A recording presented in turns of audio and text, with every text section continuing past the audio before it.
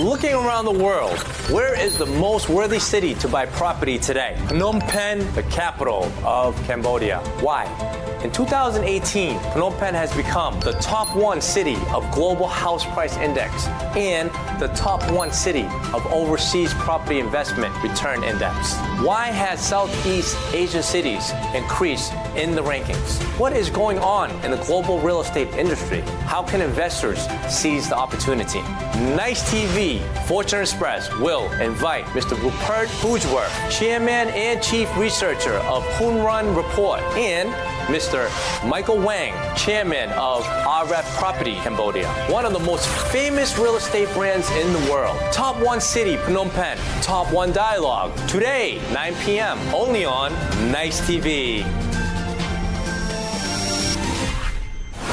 Singapore house prices have been rising for a long time, and Bangkok, of course, has shown strong growth. Beijing, Shenzhen, Shanghai, in 10 years have basically gone up by 10 times. The city of the moment, if you like, is Phnom Penh. You're all very lucky to be there. We are the part of it, and I am looking forward to the future development of the city in Phnom Penh. Welcome to Fortune Express special Top 1 City Phnom Penh. I'm Visna, your host. Our online guest is the chairman of Hurun Report in Shanghai, China, Mr. Rupert Hoogewerf, and our guest here is Mr. Michael Wang, chairman of the R&F Properties Cambodia. Thank you both. According to Hurun Report on the Global Rich List, which has been released in 2018, what is the high net worth individual? Exactly this people classification is generally qualified for separately managed investment accounts and is a millionaire. Nowadays, Asian countries have many high net worth individuals and are the safe currency and hotspot for investment. Mr. Rupert, who is the researcher of a high net worth individual, thinks the current climate that he understands is the investor is looking for a safe currency and the real estate has become the preferred destination of investment for them. Michael Wang, the chairman of the R&F Properties Cambodia, said, "We get to know more about Southeast Asia as the emerging market that brings lots of development opportunity. So if high net worth individuals are able to reach out to other countries, their investment option could be expanded." Tonight, Mr. Rupert Hoogewerf, chairman and chief researcher of the Hurun Report, Mr. Michael Wang, chairman of the R&F Properties Cambodia, will continue to discuss on the global asset allocation. Okay, let's connect to Mr. Rupert. We noticed that this list is targeting a global property for high net worth people. Mr. Rupert, how do you define the high net worth people?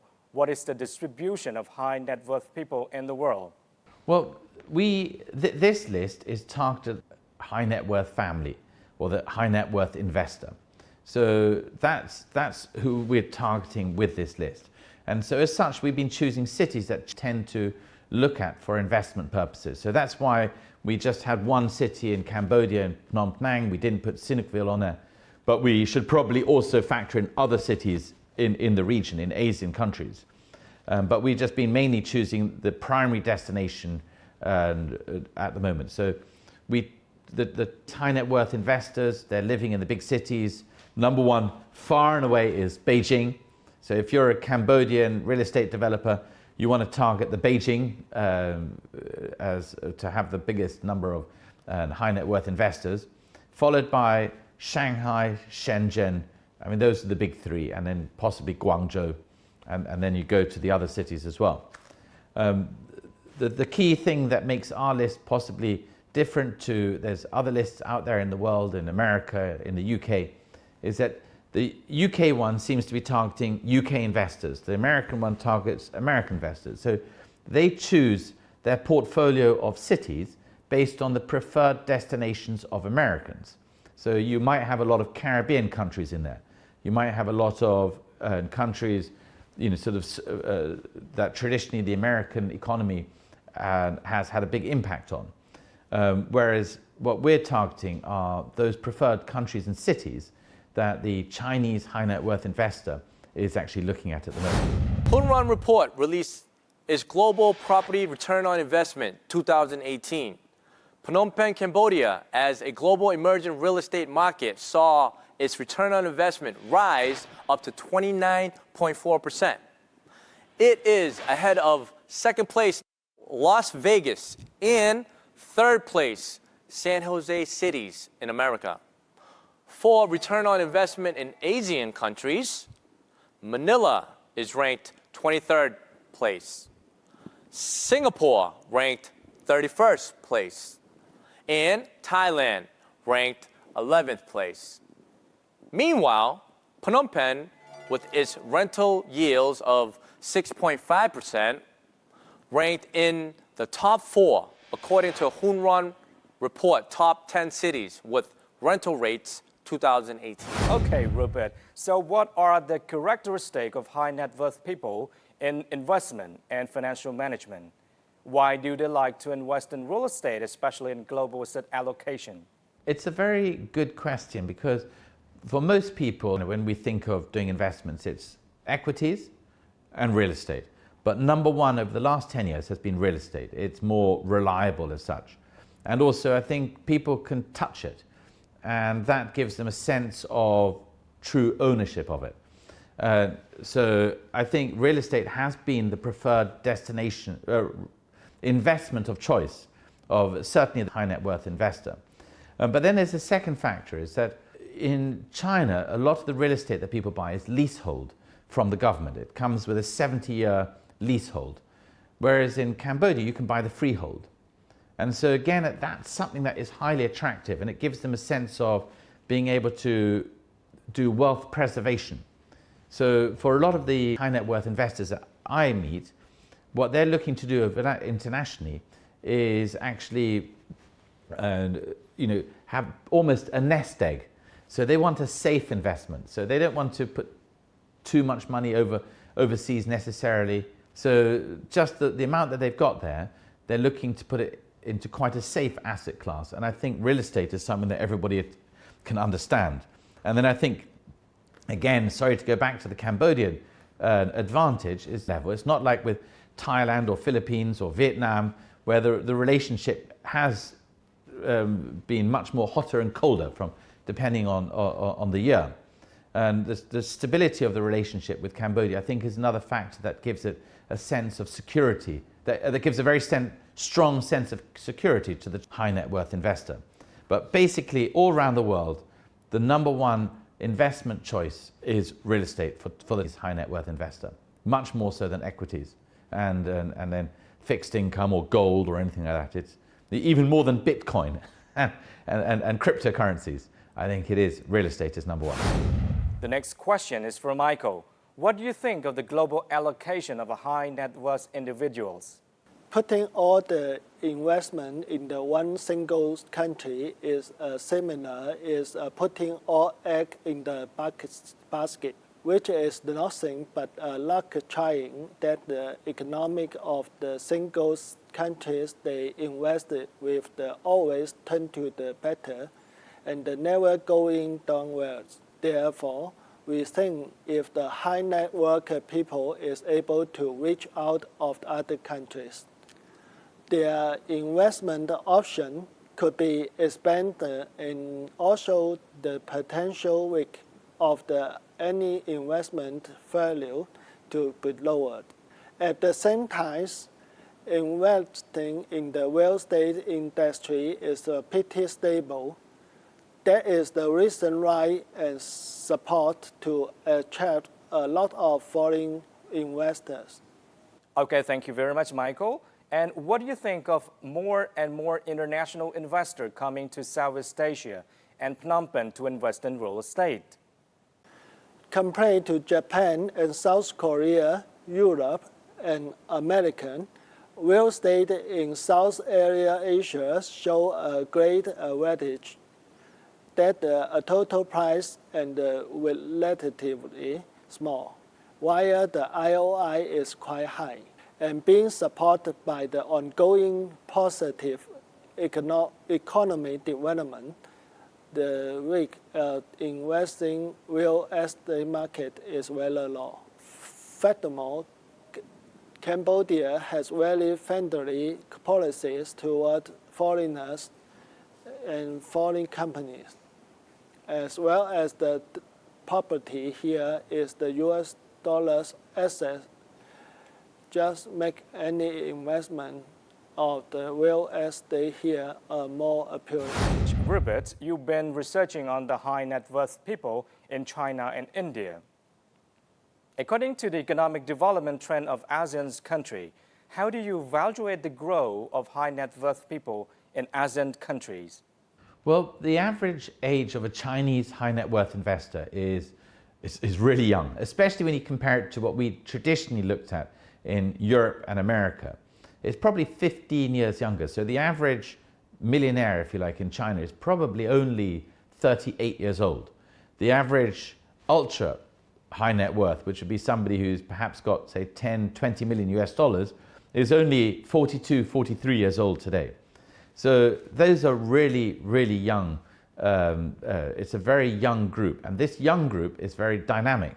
And as such, has got a lot of energy and wants to get a return on their investment. They're not just looking to stash it away. I think if you're an American or a Western European with the same amount of money, because you are 15 years older, say in America or Europe, you'd be, let's say, as an ultra high net worth, you'd be maybe late 50s, possibly 60. Your whole investment strategy would be different. You'd be more conservative.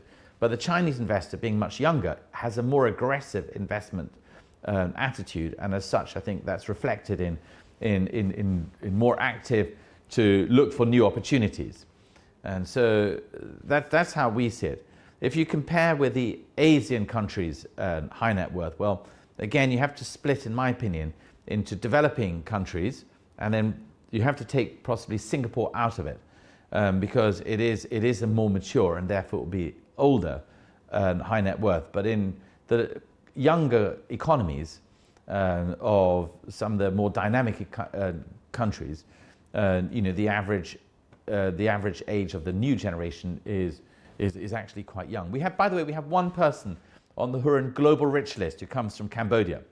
It's a guy called Lip Kong Chen from Nagacorp, who's worth 3.9 billion US dollars, which ranks him at number 575 on the Hurun Global Rich List. We only found one guy who could make the Hurun Global Rich List from Cambodia, but I'm sure there are many more dollar billionaires out there, but just we haven't had a chance to find them yet. So perhaps some of your readers or listeners can listen to this and then make recommendations of people that we might have missed and to our global rich list as such. Mr. Rupert, you have witnessed the growth of Chinese economy and the layout of Indian economy.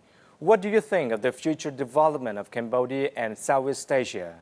I think Cambodia and Southeast Asia have got a huge geographical advantage vis-a-vis the Chinese high net worth investor. A lot of Chinese businesses, not just individuals, but businesses, to try and expand their footprint overseas.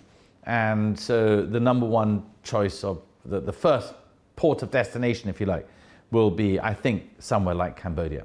So I think in that sense, I see a lot of opportunity and a lot of demand coming from. And I think the biggest issue is going to be the social side in Cambodia and Phnom Penh, because if you have such fast house price growth, and not just in the main cities, but also in Sinukville and some of these other places, that is something that's going to, sort of be a double-edged sword for those who are looking to buy into the real estate. Certainly, if you already own, and I'm sure, Visnan, you already own 1 or 2 properties, then you're fine. But for those who don't own the property yet and they want to come into the market, they've just seen the price has gone up by 20%, and it might well go up again 20% next year. And that's actually very, very challenging socially as well. So I think that's going to be the biggest challenge. And I imagine I would expect to find the local government policies to try and address this. But again, I think we have to also factor in, it's not just that we're looking at, but it's also land. So I think that there are those two trends. But I see a huge demand. I do not see it diminishing. In fact, I think the demand is so strong, and it's being kept. It's like I feel the demand is a bit like a saucepan with water in it. Let's watch a video clip. Why is Phnom Penh economy growing so fast? Cambodia is the 6th fastest growing economy in the world, with a yearly growth rate of around 7% over the last 2 decades. There are 4 important sectors to help push Cambodia's economy. which are the tourism industry, the construction, agriculture, and the garment industry. Cambodia government is endeavoring to become an upper middle income country by 2030 and a high income country by 2050. Construction plays an important role in this country, while the development of real estate booms almost every year, especially in Phnom Penh, the capital city of Cambodia. Phnom Penh is a fascinating place with many high-rising buildings, five-star hotels, shopping malls, luxury apartments, and towering buildings. According to the World Population Reviews, Phnom Penh's 2019 population is now estimated to be more than 2.2 million. In 1950, the population of Phnom Penh was 364,000. The population has grown by 235,404 since 2015, which represents a 3.16% annual change. The report predicts the population of Phnom Penh will be more than 3 million in 2030. If we just focus on construction, the Council of Development of Cambodia approved around 1,000 projects worth more than 23 billion US dollars between 2013 to 2017. According to the Ministry of Land, Urban Planning and Construction's 2018 annual report, a total of 2,867 projects worth more than 5.22 billion US dollars were approved this year, in comparison to 6.42 billion dollars US spent last year. The rate has dropped 18.66%. Meanwhile, the tourism industry has contributed to the steady growth of Cambodia's economy. In 2018, Cambodia welcomed a total of 6.2 million international tourists. Chinese were the largest number of international tourists at 2 million. The figure has made Cambodia the 7th most visited country by international tourists in 2018. In response to the growing number of tourists, the Cambodian government plans to build new airports to make it easier for tourists to enter the country. With 7 million foreign visitors this year and 12 million tourists expected to enter by 2025, a significant increase in the number of tourists has helped Cambodia increase direct flights between ASEAN and other Asian countries, including China. As a result of a strong economic growth, both the Asian Development Bank and the World Bank predict Cambodia's economy will grow by an average of 7% in 2019. With its strong garment exports, tourism industry, macroeconomic stability, low-cost labor, and investment incentives. Welcome back. Michael, when did the R&F Properties enter the Cambodian market? R&F Growth Cambodia was established in the 2017. In the middle of the 2018, the first project, an RF city, was unveiled. But actually, we have been prepared for the 4 years. In response to the One Belt, One Road policy, R&F entered Cambodia as earlier as 2014. R&F is in the enterprise with the special aspect and be extraordinarily prudent to the city development, the market, and our investors. We believe that entering a country or the city is not only about the bringing in the own projects and the products, but also building the future with the enterprise value, called prosperity with the local market, and establish a long-term development. Thank you very much, Michael. What do you think of the Cambodian market after a 4-year research? During these 4 more years, R&F conducted a detailed survey of all aspects of the residential need of the Cambodia and the Phnom Penh. We found the population of the Phnom Penh go repeatedly about 3 million last year, of which there are around 200,000 foreigners who brought a huge house demand. especially for higher quality apartment, while the townhouse constructed in the past far from meeting and the demand for the aspect in the residential quantity and the quality. Based on the detailed understanding of the market, in the 2018, R&F launched two high-end apartment projects, R&F City and R&F Glory. These two projects have more than 7,000 units in total. Both of them are currently the largest apartment community in Phnom Penh, which I hope what we are doing, what the city needs. In addition, for R&F itself to build a company and a brand in the new city, we have invested tons of the efforts of the time beforehand. We have made a long-term preparation in the earlier stage, which help us development smoothly after the establishment of the company, and the speed of the project's construction also goes faster with the quality ensured.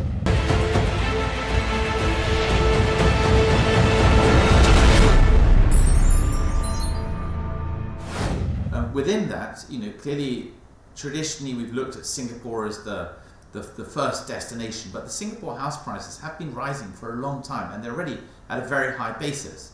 Whereas I think Phnom Penh has actually got has shown very strong growth just recently.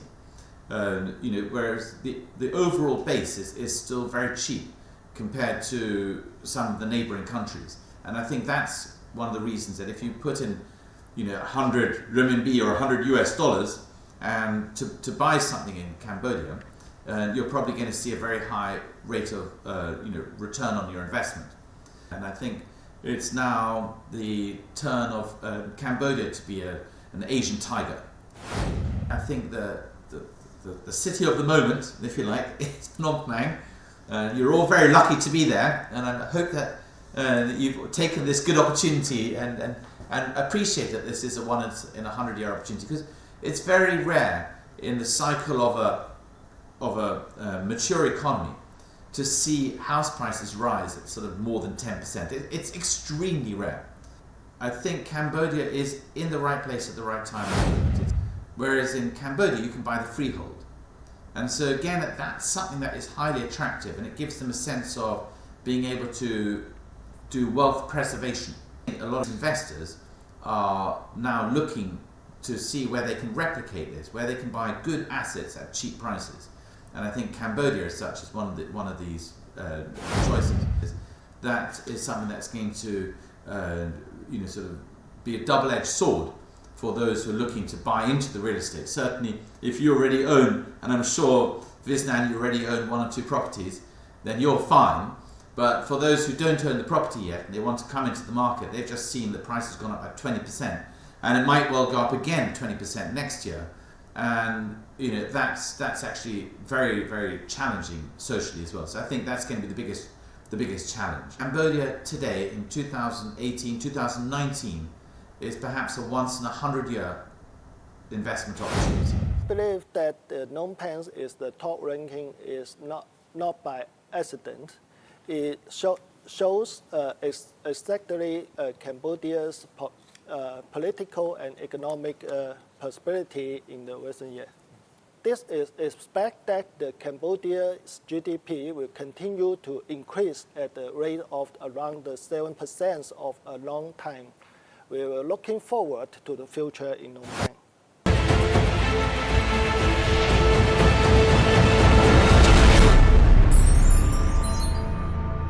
Thank you very much, Mr. Rupert Hoogewerf and Mr. Michael Wang, again for being in our program.